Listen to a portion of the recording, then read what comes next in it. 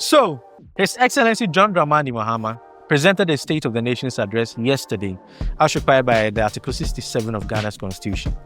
Now, he touched on the state of the various sectors of the economy. Today, we will be discussing some of the big takeaways. Now, one issue that is getting everyone talking is the looming debt inherited from the previous administration. My name is Emmanuel, and I'm here with AI the boy. Maggie. Welcome to New Affairs. So, did you listen to the SONA? Yeah, I did. You did. But not the full, because at the point, I think I was getting a little bit bored. So Getting bored about the state of the economy. no, so I listened like halfway. Yeah, halfway. Just that the figures was mentioned, it got me confused. Now, what do you think about the SONA? From the tone to his demeanor, I know you didn't watch the whole thing, but at least you've heard some of the conversations around it. Yeah. What do you think about the SONA? Like I said in the previous video, maybe they're just psyching us up to do things under, or that's the true state of the economy. But I think initially with his demeanor, it was giving positive vibes. Yeah. Talking about he fixed Doomsaw, which people still think He did it. he didn't. That it was rather the MPP. But some of the NDC people will argue that no, he fixed it before he left. I mean, was it really necessary in the state of the nation service? Yeah, I think it's more of let me give myself my flowers. If you guys won't give it to me.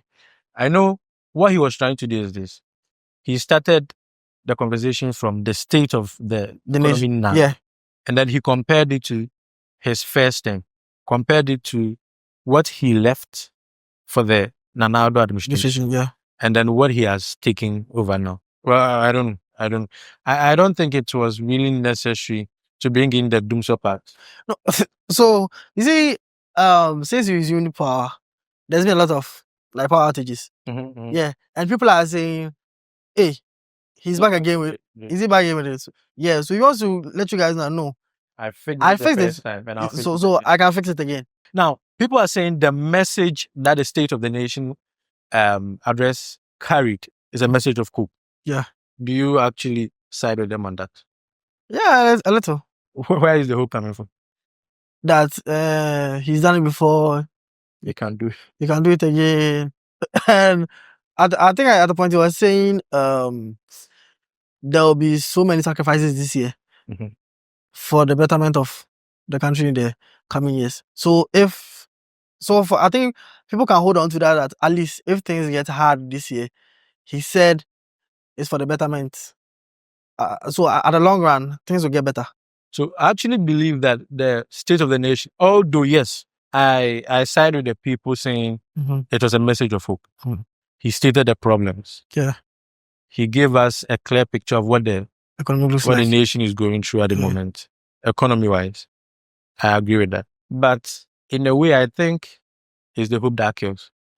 That's true. It's the hope that kills. Because Akufo gave us hope. This is not the first time I'm receiving message of hope. Yeah. But now, the minority, they are hitting back and they are saying it's a lie. No, whatever message that the president but from them, what do you expect? What do you expect them to say? We have two groups who have been in that position. Yeah. The MPP and the NDC. This is the true state of the economy. We have some looming debt in the energy sector, in the agri sector, defense, almost all the sectors, we have some debt. The very people who just left office are saying, no, this is not the true state of the economy. I think we've come to a point where we should be honest with ourselves. Because being like lying for just politics, I think we've gone past that. At this age, we should go past it. You see, you guys should be truthful with us. So if this is what the NDC is saying, you guys should be truthful. Oh, this is provide the evidence to back your claim. There is no evidence, right? And with the MPP, I think who should provide the evidence? The MPP should provide that. This is what we left. And it's YouTube, bring us. But I think with the MPP, everyone saw it. Like people saw how things were being run, and we could clearly tell that no, things were not in the right state. Now, the minority is not debunking that. They are saying that yes, we had hard times. We went through the hard times and all that. They put us through it. Yes. I mean, they are not running away from that. Even the former president, Nana Akufo-Addo, made it clear. What they are saying is this. Although We went through the hard times. Yeah. We placed the economy on the right path before we left. His Excellency John Mahama is not making it look like that. No, but are they sure that they left it on the right note when they were leaving? So the question remains, who is lying and who is speaking the truth? Right now, we can't tell. Because the NDC is saying, this is what we came to meet. The MPs is also We saying. left it in a good So it's a matter of major. So you don't think that SONA was politics as usual, just propaganda? And now the MPP are saying that although beginning of the speech, Yeah. His Excellency John Mahama made it clear that I'm not here to lament. It is actually not my style. Yeah. What I do is I face the challenges head on. Somewhere along the line, with me listening to the figures and everything, I felt that he was bragging. He was lamenting. Yeah, so like I said, they are trying to psych us up for what they say sacrifices. I try to psych us up for what's ahead. Because I personally feel maybe this is not the true state. Because if you guys are saying we came to meet death, then how and where are you getting the money for the salary increment? So I was going to come to that.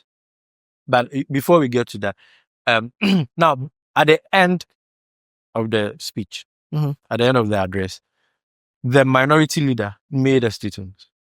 Honorable Messi.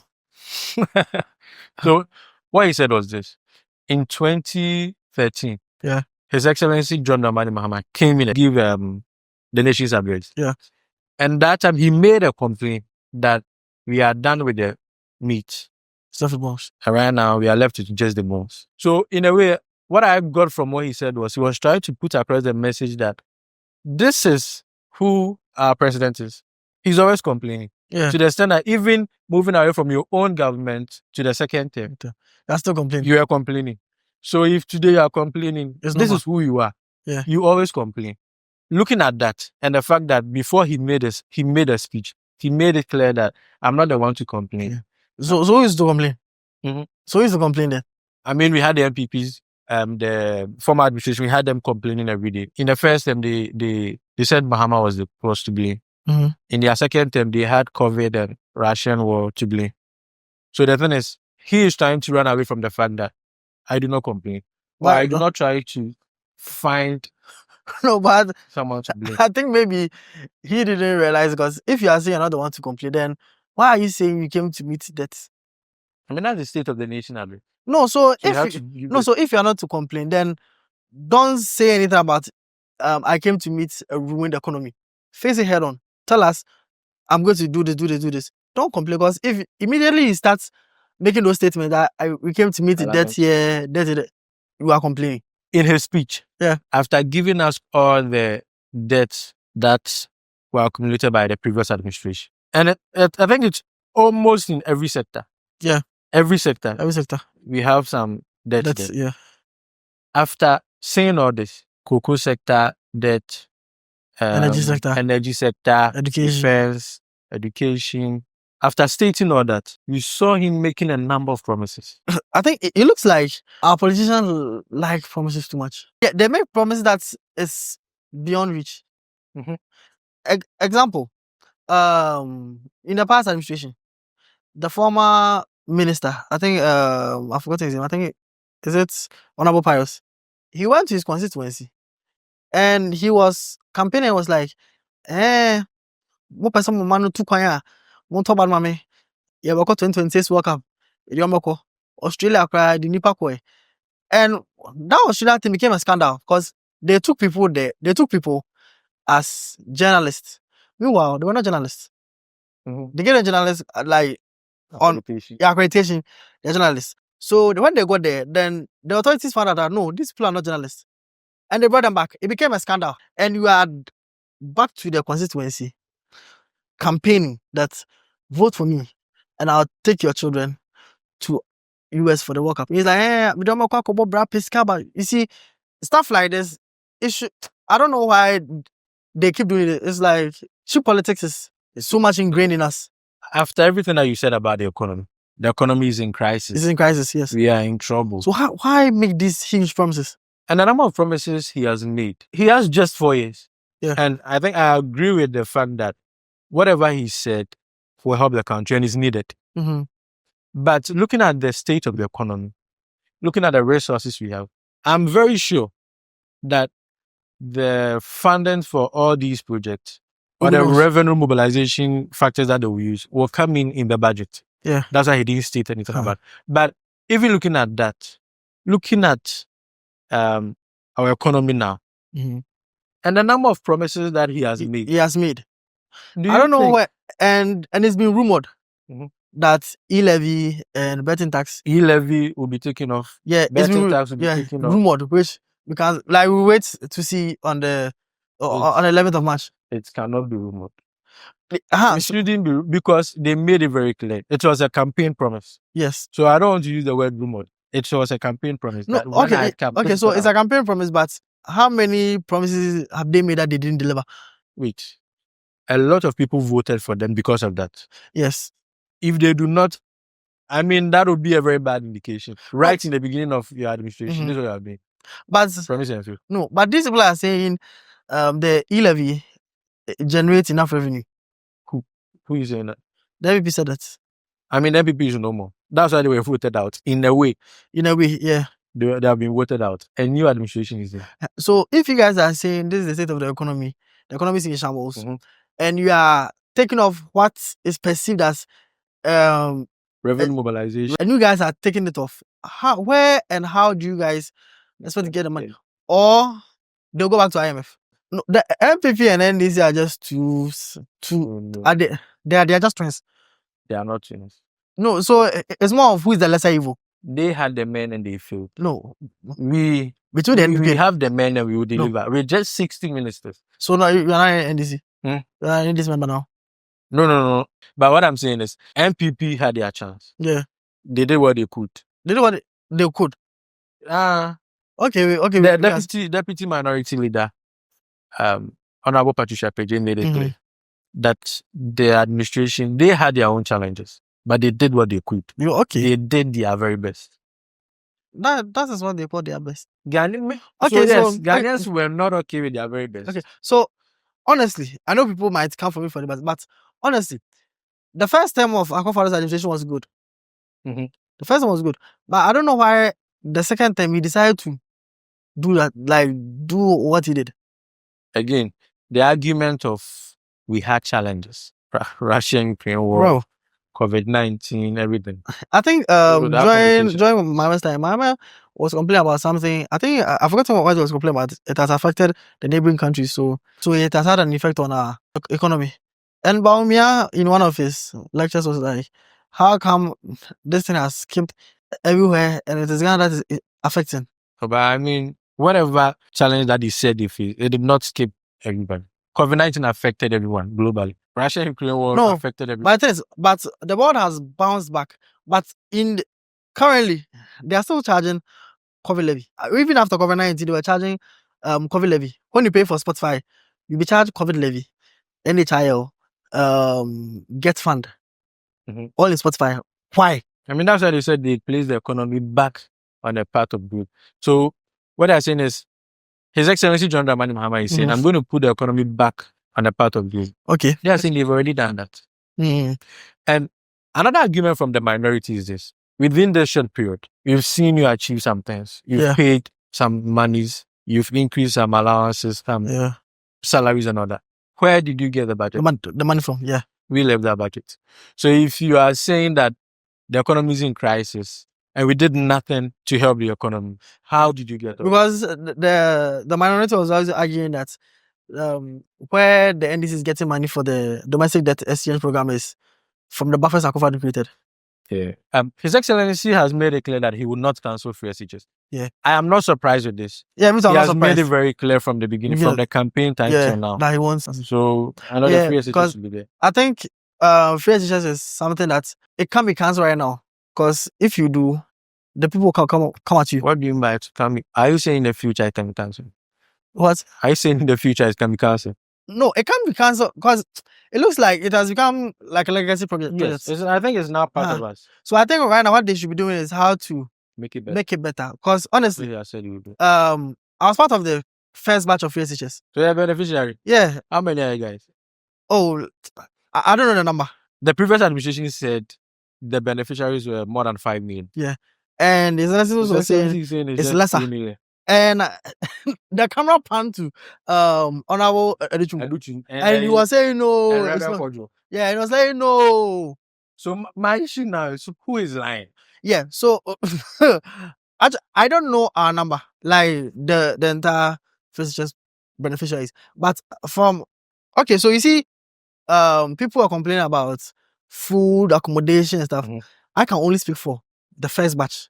That's the 2017. Yeah, we were the first batch.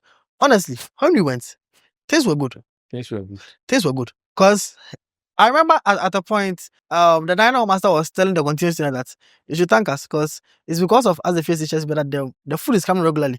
Because at times you will be in class and 2 escalator trucks will come filled with food. Then sometimes you'll come to the class to ask some of the boys to help unpack. But I think because it was fresh and they were taking most of the food on credits, I think that was what led to the suppliers decided not to give it on credit anymore. Because if you are giving it and there's no money coming back, why are we supposed to also get money? It's a business. So they are running the business. Yeah, so I think that was what led to food shortages and the accommodation issue. But my issue with it was there wasn't any proper system to check academics. They were not failing students. Mhm. Yeah, it was mass promotion. I know one guy that was in my house. Form 1, no, I think second term. The guy went home. Never saw him till Form 2, second term, when we were about to do registration for WASI. Then he came. But then they had no choice that to register him. Because he's part of the FSHS. Yeah, FSHS, you can't sack anybody. But if it was to be the fee paying system, I'm not sure they would have allowed him. So that was my issue. But I think they should have invested more into infrastructure. Yeah. And I think it depends on how popular your school is. Mhm. And you see, some of the schools, the old boys, the old boys and old girls. So those schools, maybe they have the old boys building dormitories. Some other schools, if your mistress or head teacher is hard enough to lobby, then maybe they will get. Because we got 2 classroom units from GMPC. We got a new dormitory 2 dormitories built by GMPC. In the area of agriculture, he has made a lot of promises. Yeah, small checks. He said, I still don't know where the funds will be coming from, but I'm sure that would be well explained in the budget. Yeah. So we don't want to. He was saying they were building agriculture something at every farming district to provide fertilizers, seeds, mechanized tools. Yeah. So again, we'll wait for the budget. Yeah. Maybe the budget will cover all that. What he said about agric that I think should be lauded was grow what we eat. This is a policy that NPP has been there since. Yeah, I think I first heard from NPP. Wait, now you've reminded me of something. We have the platform for food and jobs. What happened to that policy? Or is it now there's a change of government? So that has been the norm. That a new government comes, they don't inherit projects by the previous government. They want to do something new by so that they will get a credit. Example, the UGMC, University of Ghana Medical Center, right? From what I know, it was during Mahama's first term that it was built, right? But then people also argue that no, he did only phase 1, Akufo-Addo did phase 2. So they started attributing it to Akufo-Addo, which the NDC people too didn't like. So you see, honestly, when I see people talk like this, I'm a bit disturbed. Yeah. It's a national thing. It's a national thing. No one used his or her money for it. Yeah. No, it's not you. No. They use taxpayers' money. So it's literally our money. So yes, it's the taxpayers' money. Yeah. So if you're attributing it to the fact that it started in my term, so it's mine. No, I did the phase 2, so it's mine. I mean, it's now with you talking about that, let's move to health. Yeah. Mahama is introducing the Mahama. So is it replacing health insurance? It is not replacing health insurance. But this is where the argument of the minority comes in. In a way, NHIS takes care of most of the attributing factors that will lead to the health concerns Mahama will take off. Okay. So right from the beginning, it has been taken care of by the NHIS. What is the Mahama going to do? Going to do? Or they are just creating stuff up to siphon money. That was what one of the minority, one of the MPs from the minority side, that is what he said, that it can be used as a means of fraud. But anyway, the agenda 111. Yeah, I think I heard them say there's no dedicated fund. So that means those hospitals that were not completed will be left. They are now going to search for money. Charlie, this is some will. And see, I'm a bit worried for the next 4 years. Yeah. I think I saw the clergy pray for His Excellency. He needs it. At a point, I was asking why they were doing it, but now I understand that he needs it, because the kind of promises he has made with the economy that he painted for us. That was small sleepless night too. I don't know how he's going to do it. Okay, so I don't know if you heard, he was saying the budget for the various national teams should be made transparent, which I think is in a good path. And I don't know, the GFA has a nice way of getting the president and the ministers to release funds to them. I don't know. I think they're just going to be like, oh, give us money, we win a trophy. Because if you look at the team, and they can't win anything. We don't even have a proper coach, because Otuado, as we know, is a trainer scout. Yeah, he's not a proper coach from anywhere. They just decided to bring him to, because what that man is earning, if it's not greediness, there is no way he will leave Dortmund and come and coach. Or because it's just because you yourself, you know, you are not the coach. So in conclusion, this is my opinion. I believe that the State of the Nation's address, yes, hope. There was hope. Yeah, because right now I just hope. I don't know. I think hope is more of like a control mechanism. It did bring a message of hope, and at this point we don't need hope. We need you to be proactive. Oh yes, but I think he displayed that. Okay, I'm bringing you a message of hope. Yeah, and he was saying he has ordered for the people involved in the ghost names to be arrested. Yeah, they talked about dealing with corruption from the nation's address. What he did was he stated the problems. He has given some solutions that he thinks will be appropriate. Yeah. So yes, it was a message of hope. Now, with the issue of it being a true state of the economy or not being the true state of the economy, the minority hitting back that he wasn't so truthful to Ghanaians and all that. I will use the Akan adage that so that's also wada. Wada. About 6. Yeah. So at the end of the day, and at the end of the 4 years, I'm hoping that whatever promises that he has made, at least we will be able to achieve most of them to help alleviate this hardship that the country is going on. Everyone is wishing him more. Even the minority is wishing him more. Because I even think right now, even if he used to feel, them people is still not coming back soon. There's only one way to find out. At the end of the 4 years, you will know. Thank you so much for watching. This is New Affairs.